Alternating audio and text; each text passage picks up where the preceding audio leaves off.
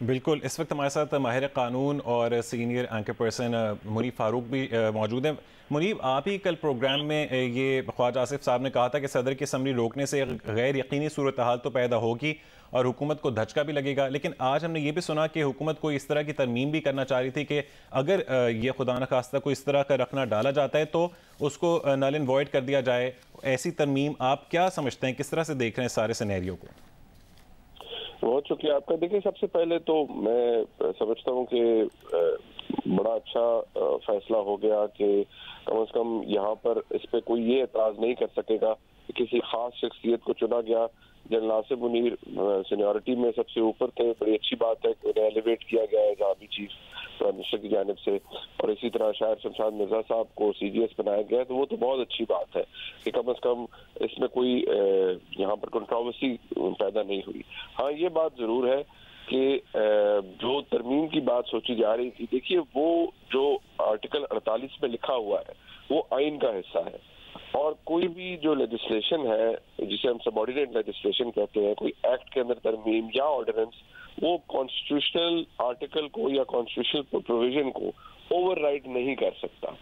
अगर आर्टिकल 48 में लिखा है कि प्रेसिडेंट जो है वो एक्ट करेंगे on advice of the prime minister, और फाइन प्रिंट में भी नीचे ये लिखा हुआ है कि सदर के पास वो 15 दिन रख सकते हैं, रेफर बैक कर सकते हैं, फिर वापस आने के बाद फिर 10 दिन रख सकते हैं, तो ये एक आइन का हिस्सा है।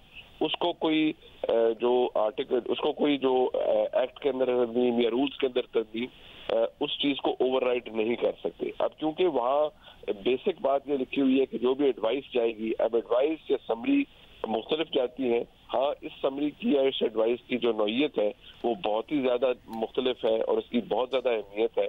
तो अगर अकल का मुजाहरा करें और दुरुस्त फैसला करें तो फिर तो सदर मुमलिकत को ऐसे मामले के ऊपर मेरे ख्याल में बगैर किसी डिले के उन्हें फौरी तौर पर आगे बढ़ना चाहिए और इसके ऊपर दस्तखत करके अभी कुछ ही घंटों के अंदर नोटिफिकेशन हो जाना चाहिए। लेकिन अगर खुदा न खास्ता वो काम किया गया जो कि जिसका जिक्र इमरान खान साहब ने किया है कि वो इसके अंदर खेलेंगे, तो वो एक बदकिस्मत एलिमेंट होगा।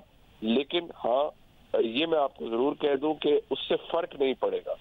इस वक्त पाकिस्तान की हुकूमत ने, मुल्क के चीफ एग्जीक्यूटिव ने, मियां शहबाज शरीफ ने बतौर वज़ीर आज़म जनरल आसिफ मुनीर साहब को अपॉइंट कर दिया है as chief of the army staff. जो रह गया है वो एक नोटिफिकेशन है।